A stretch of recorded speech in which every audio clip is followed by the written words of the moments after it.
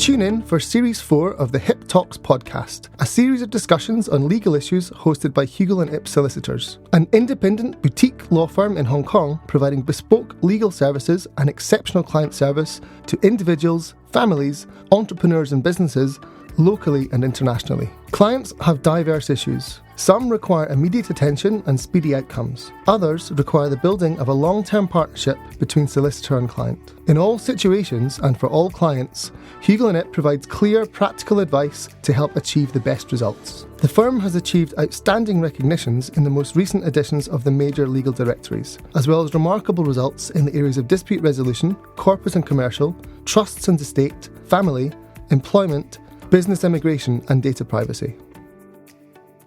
Hello everyone, I am Harry Tang from Hugill & Ip. Today I have the pleasure to discuss Labour Tribunal proceedings in Hong Kong with our firm's founding partner, Adam Hugill. Morning, Harry. Morning. Adam, surely it is inevitable that in employment relationships, employment-related disputes arise between an employee and employer. Thankfully, the Labour Tribunal has adjudicated disputes between employees and employers since its establishment in 1973. To start off, Adam, could you first share with us some key points regarding the Labour Tribunal in Hong Kong? Thank you, Harry. The key purpose of the Labour Tribunal is to offer a quick, informal and inexpensive way of settling monetary disputes between employers and employees. Both employers and employees can bring claims against one another, but the important matter to keep in mind is that it must relate to either the employment ordinance or the employment contract. Also, the claim can only be for a sum of money. You cannot seek other forms of relief such as injunctions and the like. The other key thing to remember is that no legal representation is allowed in the Labour Tribunal. In order to keep costs down, lawyers are not permitted to represent their clients. So this means that the Labour Tribunal officers need to provide some assistance to employees when they file their claim. So they often help draft the claim, interview the employee and set out the key facts. And then the role of the presiding officer, which is the Labour Tribunal judge, it's much more inquisitory than it is in the regular court system. And so the presiding officer is under a duty to fully investigate all of the facts before arriving at a decision. This being said, lawyers are often in the background. We're often involved in preparing a lot of the written documentation, the evidence, and should it come to trial, submissions, cross-examination questions and the like. I see. What are the common types of claims which are presented before the Labour Tribunal in your experience? Well, as I say, the claims will always be for a sum of money, and that money usually relates to unpaid wages, unpaid bonuses, underpaid bonuses, or non-payment of annual leave, statutory severance pay, statutory long service pay and the like. While the Labour Tribunal doesn't impose a maximum on the amount that can be claimed, there is a minimum of 15,000 Hong Kong dollars, and claims for less than that sum have to be dealt with in a different forum, which is the Minor Employment Claims Adjudication Board. The other important thing to remember when bringing a claim is limitation periods. Most claims arise under contract, and the limitation period for breach of contract is 6 years. However, claims for severance and long service pay must be brought within a shorter period of time, which is within 9 months. In addition to claims being brought by employees, employers can also bring claims against their former employees. These are often claims that relate to notice pay, so when an employee leaves the job but doesn't see through their notice period, or if there's been an overpayment of wages. I see, Adam. There may be instances where employees were treated unfavorably in the workplace, sometimes based on their race, sex, or disability. Would the Labour Tribunal assist in these cases? Not really. It's not uncommon for claims to be a mixed bag, so they include aspects of breach of contract, but also breach of discrimination ordinances, and I think that's what you're referring to there. And so claims for sex, race, disability, discrimination are often featured in Labour Tribunal proceedings, but it's not something that the Labour Tribunal can adjudicate on. Those cases would have to be dealt with by the Equal Opportunities Commission, and if the Equal Opportunities Commission cannot find a resolution, then the employer would need to bring the claim in the district court. There's the famous case of Sunny Tajuddin versus Bank of America, where she had a mixed bag of claims, including bonus claims, which ran for at least a decade, but underneath that, there were also claims in the district court for sex discrimination that was being brought. And so even though everything arose from the same series of facts, she actually had to fight the case on 2 different forums. Thank you, Adam. I also understand that cases can be transferred to the High Court. Could you elaborate more on that point? Yes, the tribunal has authority to transfer a case that it's unable to handle to the High Court or the District Court for adjudication. This usually happens where the case contains aspects of tort, which is something that the Labour Tribunal is not entitled to deal with. If the case is very complex, requires expert evidence, if the areas of law are very complicated, or if there's a very high risk of appeal. And so the tribunal will make an order that the case has to be transferred either to the District Court if it's worth under $3 million, or the High Court if it's worth more than $3 million. I see. Adam, let's elaborate more on the claim process. So what should I do, for example, if I decided to file a claim? Okay, the process is very simple. It actually works very well. And so there's a 24-hour hotline that you can contact, and the information relating to all of this is on the judiciary website, and it's very easy to access. You need to make an appointment to meet with a tribunal officer, and it's usually possible to get an appointment within, say, 2 weeks of making the telephone call. During recent times with COVID restrictions and the like, these times have been pushed out a little, but things are normalising now. Once you meet with the tribunal officer will interview you and take down all of the facts of the case, as well as your personal details and details of your employer. It's important to bring everything with you to that meeting, so your employment contract usually, any correspondence that relates to your claim, and importantly, documentation to establish who your employer is, because it's the Labour Tribunal that actually serves your employer with the proceedings, not you directly, which is different to the usual court system. Once your claim's been accepted, the tribunal officer will print off 3 key forms that you must be aware of. Form 1 is very straightforward. It's your personal details and the details of your employer, and you just need to make sure that they're recorded correctly. Form 2 is a summary of your case, and so it breaks down your case into various components, whether it's wages, bonus, unpaid salary, severance pay, etc., and simply quantifies the value of each claim. There's no explanation that goes with it. And then Form 3 is notice of the first appointment. Now, the first appointment hearing must take place within 1 month of you filing your claim. That's actually written into statute. And one of the things that a number of employees come to us is they say, oh my goodness, I've just been served with these papers and the first appointment is in 20 days' time. We have no time to prepare for it. And the answer is, unless both sides agree, and there's never very much agreement in these situations, the first appointment will go ahead. And so that's the key dates to put in your diary, and that's essentially immovable. I see, Adam. Are there any substantial filing fees to file a claim?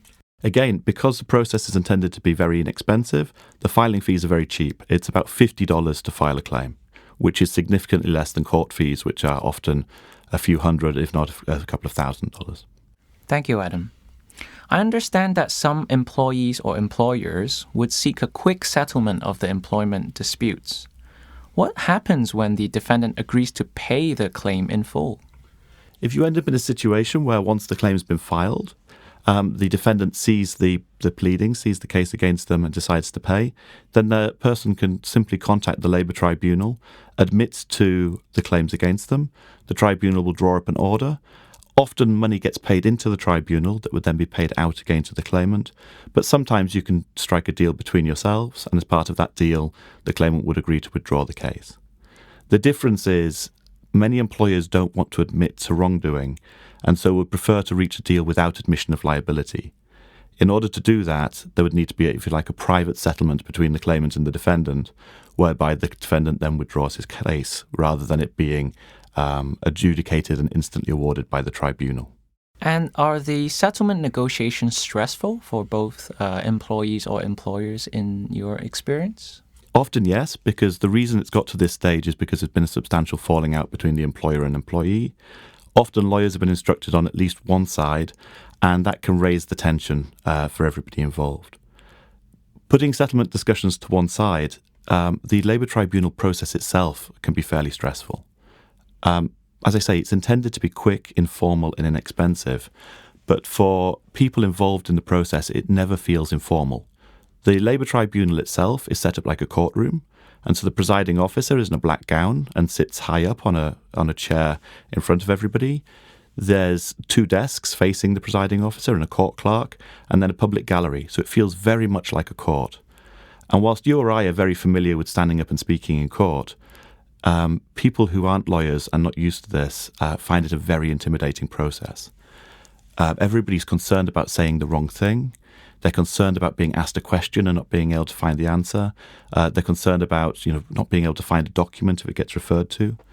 And so for this reason, many of our clients actually ask me or one of my colleagues to sit behind them in the courtroom. And whilst we can't do anything to address the court directly, we can assist them if a question gets asked out of the blue that they feel that they can't answer, or to shuffle through papers because we're much more familiar with the way that the bundle or the packet's been put together. And so through hand-holding like that, we can alleviate the stress. But that being said, it's a very stressful process for everybody involved. The other thing that people fail to appreciate is that whilst we say it's a quick process, unless the matter settles, it will take a long time for the case to go to trial. At the moment, it's taking about 18 months for cases from start to finish to go to trial. Now, it's possible to get a case that goes much quicker if the facts are very simple, but often it takes longer than people expect. And there are a number of hearings people need to attend.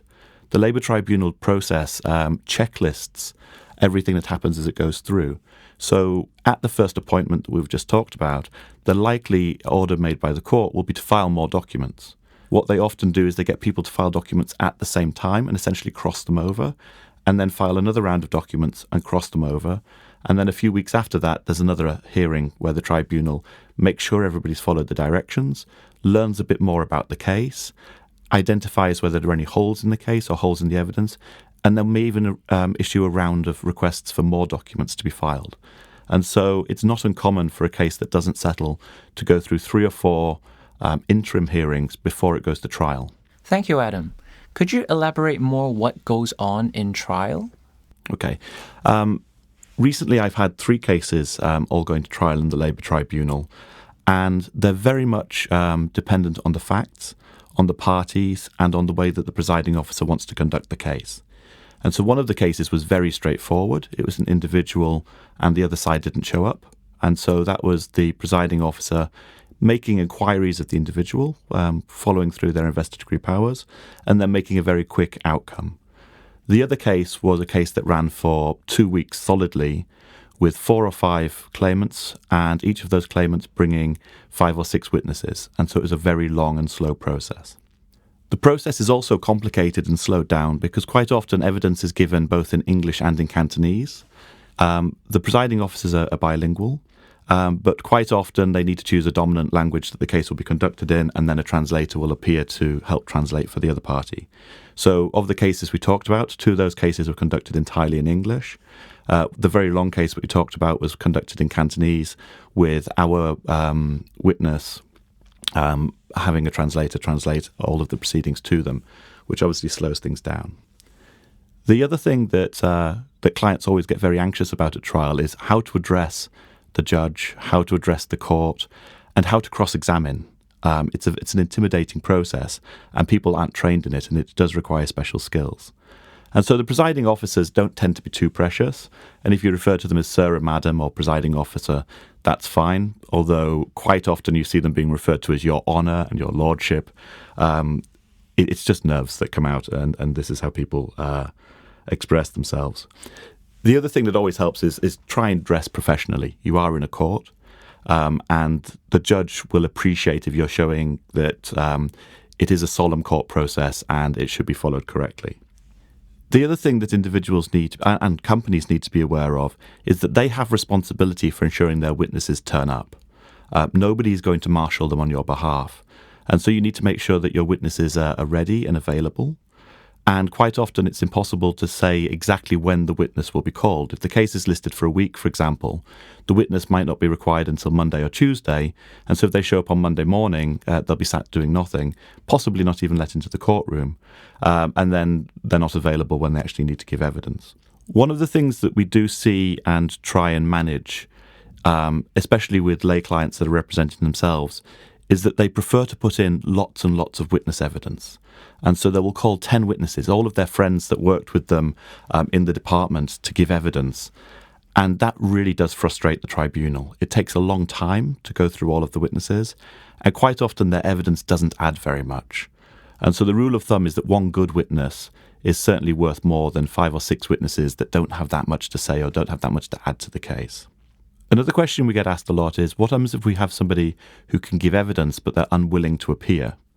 The tribunal does have power to subpoena witnesses. In all my time in Hong Kong, I've only ever seen subpoenas issued twice, and those witnesses were employees of the company that I was representing.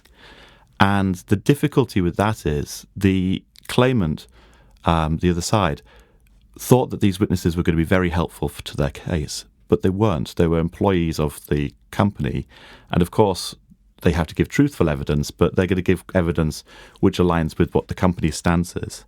And so it's always dangerous subpoenaing a witness because you don't know what they're going to say. And if you subpoena that witness and they say something which is damaging to your case, you're the person that made that happen. So you have to be very careful.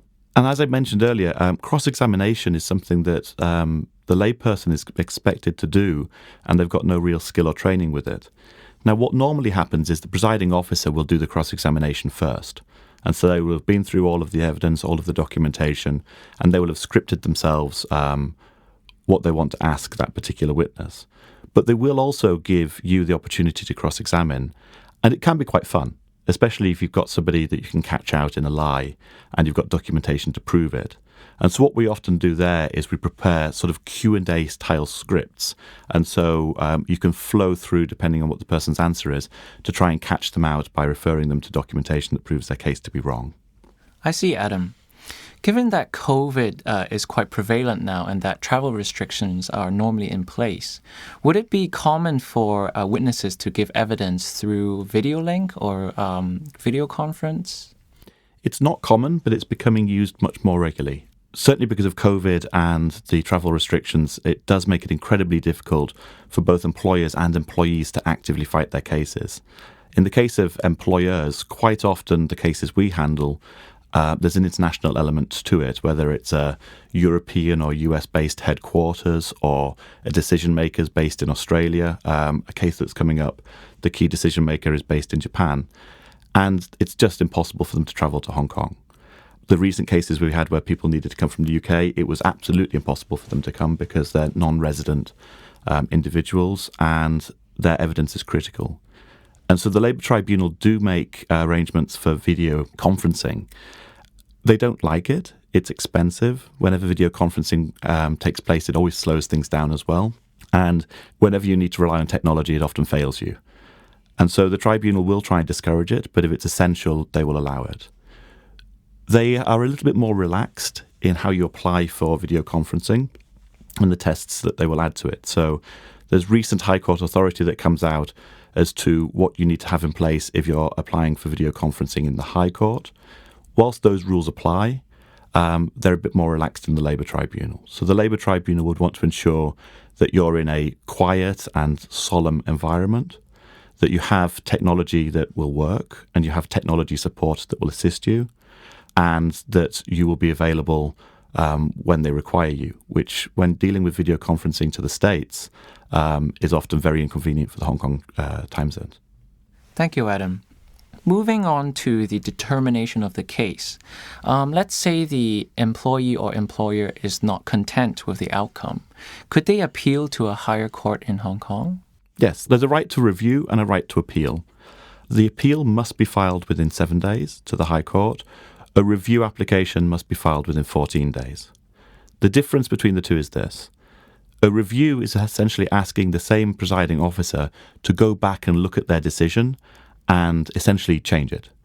Whereas an appeal is going to a higher authority, so in this case it would be a High Court judge, and asking the judge to essentially replace the finding.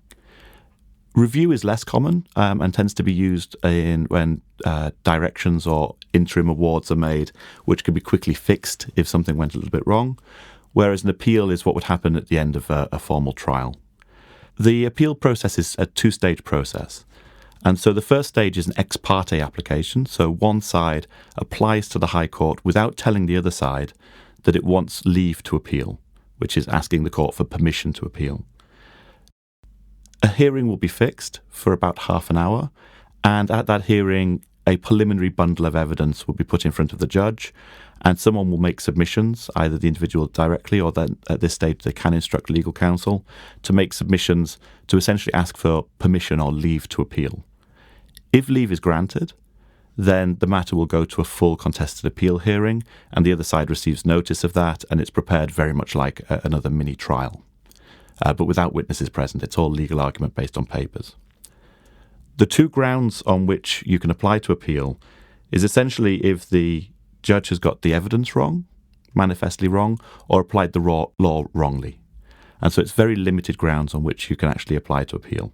That being said, because the application for leave to appeal is dealt with pretty quickly at a half-hour hearing, especially if one side is instructing counsel, it can be relatively straightforward to obtain leave to actually appeal.